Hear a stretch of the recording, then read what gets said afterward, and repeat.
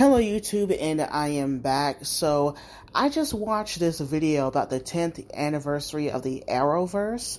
I will link the video in the description, and it really inspired me to make this video. And just for context, if you don't know what the Arrowverse is, so basically the network, the CW, started off with the show called Arrow, based on Green Arrow from DC Comics.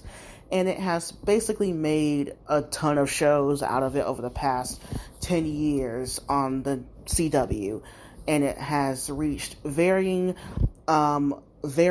levels of success on the network. And if you know me and know my channel, you know the updates and what has happened since then and how kind of frustrated I've been. But just looking at that video and looking at like how much history has happened in that amount of time, it's very like emotional, because I remember when I first got into it, I watched Glee before I got into any of this stuff and everything, and I was a big fan of Grant Gustin, and I heard he was cast as Barry Allen, who was the Flash, and he was going to guest appear on Arrow. And at that time I was a big Grant fan. I followed him and everything. And so I was like, oh, and watch him in this.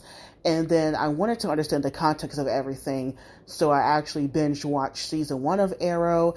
And then I got into season 2 and I watched up until he appeared. And I was like, you know what? Actually, this show is actually really good. And I was hooked.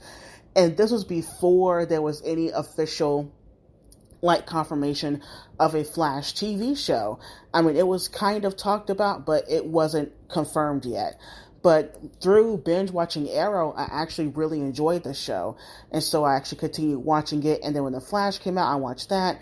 And every other show that came out in varying degrees, I watched. And like just seeing how Greg Berlanti, who is basically the main guy behind creating these shows and putting out these shows, and how he was able to have these things interconnect, having these characters interconnect. I mean, it's harder to do on TV than in movies, because you only got one movie, whereas you're working on a very different schedule on a TV show than you do for a movie.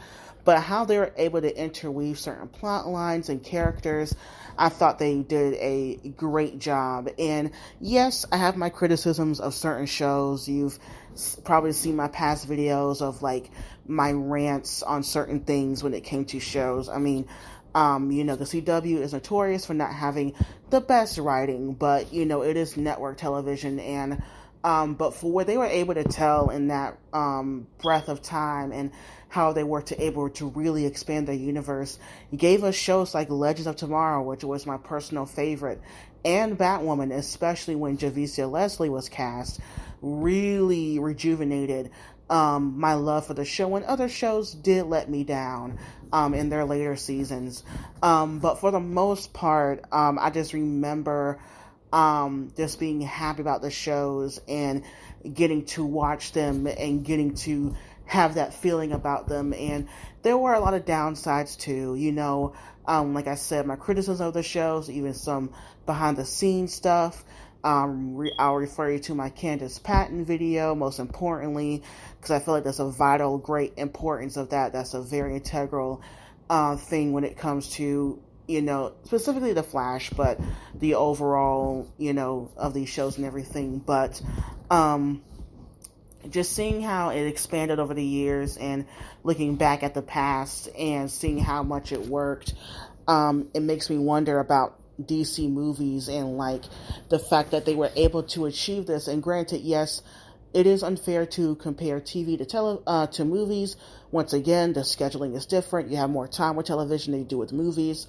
But still, the fact that a good chunk of their shows were based off of really unknown characters, like Black Lightning. This is the first live-action Black Lightning that we ever see, and the characters that come with him. A bunch of the Legend of Tomorrow characters were unknown. Having people who were not even characters in the comic books, with Ryan as the new Batwoman. So many other of the supporting characters were either auxiliary and ancillary characters to practically brand new characters that became iconic in their own right. I mean, that rarely or almost never happened in comic book, television or anything comic book related. Like look at Marvel movies, a lot of their characters are based on comic book characters, and they have some new characters in it, but for the most part, it's the comic book based characters. But like I said, with TV, it's easier to do that because, like I said, it takes longer and it's a different medium than it is than movies. And the fact that they were able to do that and keep audience interest for that long, the fact that Legends, I mean, even though I'm sad still that it got canceled, but the fact that that came on for 7 seasons is a miracle. Because I thought for sure that show was going to be gone and canceled by the first season. But they believed in it and they wanted to trudge on, and they made even more shows. And there's rumors of even like Justice U that has Diggle as the lead. We don't know. But, it is sad that the whole new regime at DC is so shaky and basically get rid of the tumble, and that this new thing is taking over the CW. Mark Pedowitz recently has stepped down. He was the main charge of this also, of having all these shows being on the network and supporting them. It is sad that it went out this way, because clearly it wasn't the quality of these shows that got them canceled. It was just the business decisions and, just them not wanting to pay money for the stages to where specifically Batwoman and Legends filmed on. So that's really sad. And I'm happy that Stargirl is still there. I mean, she was never in the universe, but they did feature that show on a lot of other shows to show the multiverse. And the Flash is, currently filming their final season. Superman and Lois are still going. I'm not sure for how long, to be honest. But for whatever we have left, just looking back at the 10 years, the good and the bad and the ups and the downs, and boy, were there downs. I feel like when it comes to superhero television on network TV, I'll be very surprised if we ever see anything like this ever again.